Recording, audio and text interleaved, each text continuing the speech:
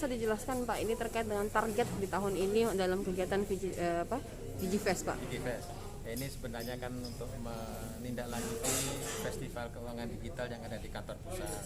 Harapannya terkait dengan acara tersebut bisa tersosialisasi kepada seluruh daerah, kepada seluruh wilayah yang ada di Indonesia. Harapannya target-target nasional contohnya mencapai 12 juta kris bisa tersosialisasi kepada masyarakat di Sulawesi Selatan.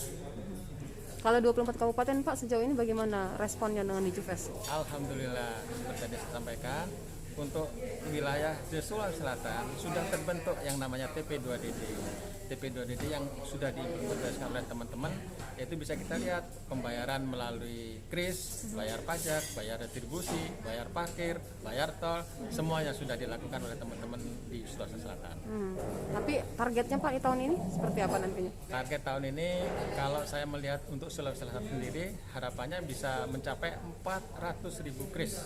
Kalau saat ini sudah mencapai 201 kris, harapannya di akhir tahun bisa 400.000 kris bisa terlaksana.